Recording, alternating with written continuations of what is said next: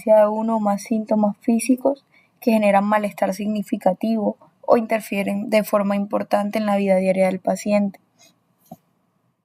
Lo fundamental en este diagnóstico no es si el síntoma tiene una causa médica identificable, sino la forma en que el paciente lo experimenta. Es decir, el diagnóstico se centra en la respuesta psicológica y conductual excesiva frente al síntoma más que en el síntoma en sí.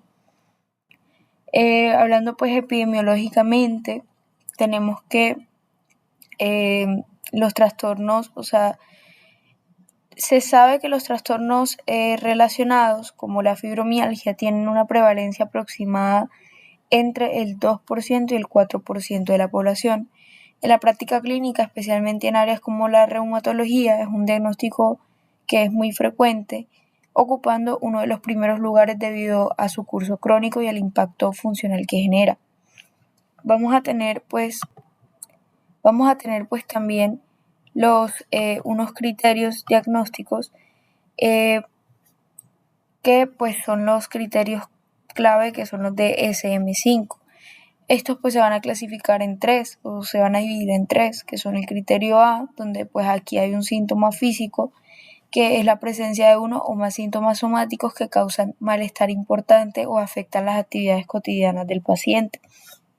Es el criterio B, donde hay una respuesta excesiva. Esta hace referencia a la manera en que el paciente interpreta y reacciona ante el síntoma. Debe existir al menos una de las siguientes, que son el B1, donde hay pensamientos persistentes y desproporcionados sobre la gravedad del síntoma.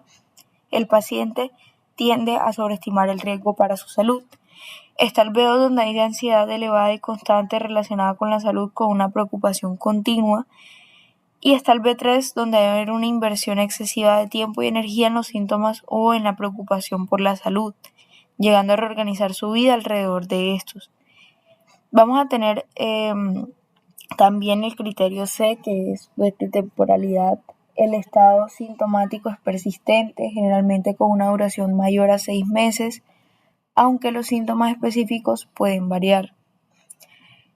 Separándolo por gravedad, pues tenemos que se considera leve cuando hay un criterio del apartado B, se considera moderado cuando hay 2 o más criterios del apartado B, y se considera grave cuando hay múltiples criterios del apartado B junto con varios síntomas o uno de gran intensidad.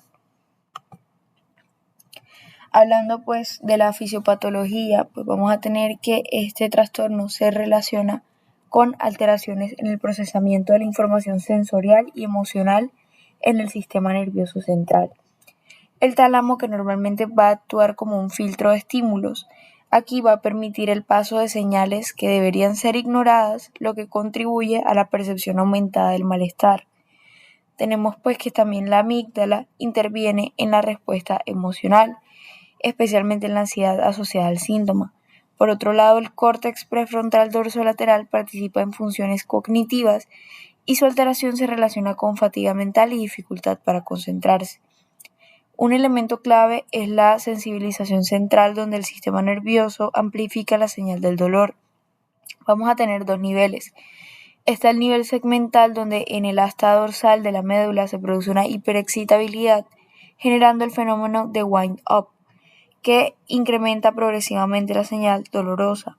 Está el nivel suprasegmental, donde el cerebro aprende a generar dolor incluso en ausencia de estímulo periférico, activando así pues estas vías de manera espontánea. A largo plazo pues tenemos que el estrés crónico puede producir cambios estructurales como disminución de la materia gris en áreas como el tálamo y el córtex prefrontal dorsolateral. Vamos a tener también pues en las manifestaciones clínicas que estos pacientes pues, van a presentar síntomas físicos persistentes, frecuentemente dolor, que afectan de forma importante su funcionabilidad. Además, es común encontrar fatiga, sensación de sueño no reparador y dificultades cognitivas como problemas de concentración, lo que contribuye aún más al deterioro en la calidad de vida.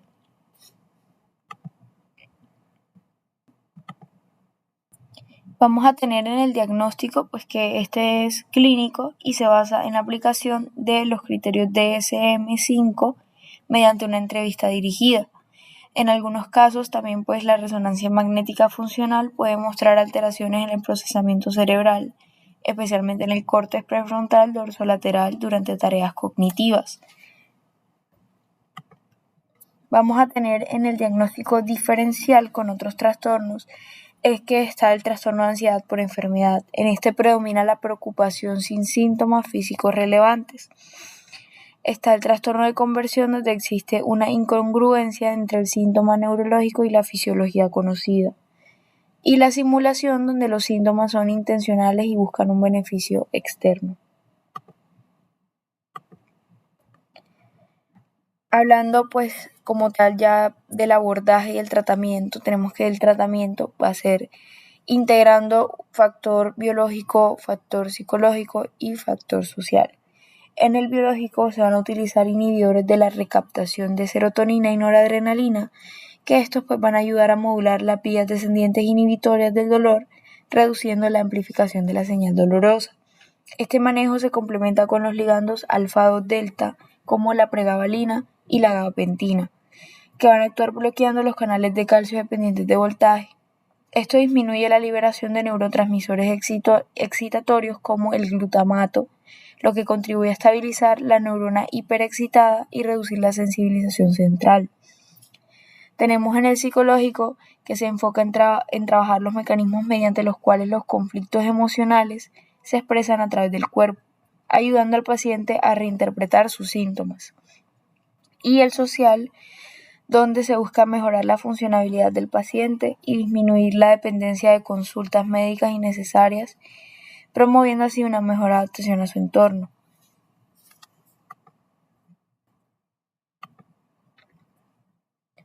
Bueno, tenemos ahora pues un fármaco muy importante que es la clomipramina. Esta clomipramina pues es el nombre genérico de este fármaco. Entre sus presentaciones comerciales se encuentran el anafaranil, el maronil y el placil, utilizados en distintos contextos clínicos. Tenemos en su farmacocinética, en la absorción, pues que ésta se absorbe adecuadamente por vía oral a nivel gastrointestinal. Su distribución, pues al ser un fármaco lipofílico, lo que le permite distribuirse ampliamente y atravesar la barrera hematoencefálica para ejercer su efecto en el sistema nervioso central. En el metabolismo, presenta un metabolismo de primer paso significativo en hígado a intestino. Es metabolizada por el sistema citrocromo P450, especialmente por la enzima CYP2D6, lo que implica posibles interacciones farmacológicas. En su excreción, pues vamos a ver que esta se elimina principalmente por la vía renal, tras su transformación en metabolitos activos como la desmetilclomipramina. En la farmacodinámica vamos a ver que la clomipramina es un antidepresivo tricíclico con un efecto marcado sobre la serotonina.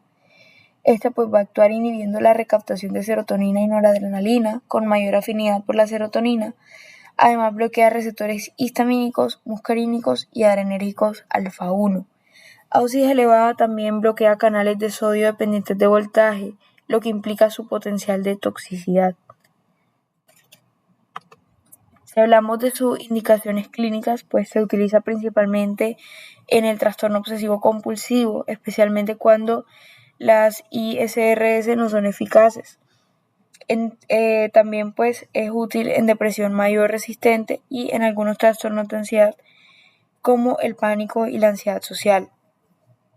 Si hablamos de la dosis, pues el rango habitual de dosificación se encuentra entre 150 a 300 miligramos al día, ajustándose según la respuesta clínica y la tolerancia que tenga el paciente.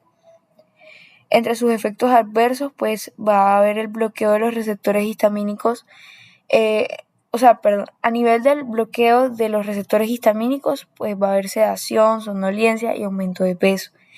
Cuando hay bloqueo de los muscarínicos, hay sequedad de boca, visión borrosa, estreñimiento, retención urinaria. Cuando hay un bloqueo del alfa-1, va a haber hipotensión ortostática y mareos. En el manejo de la intoxicación, pues, ya que esto es una urgencia médica debido a su riesgo vital, va a haber, pues a nivel del compromiso neurológico, el bloqueo de canales de sodio puede generar convulsiones generalizadas y disminución del nivel de conciencia. En el compromiso cardiovascular se altera la conducción cardíaca produciendo arritmias graves y ensanchamiento del QRS con riesgo de paro cardíaco. Y ya pues para el manejo requiere un ingreso a unidad de cuidados intensivos, monitorización continua, control de convulsiones y vigilancia de la función respiratoria.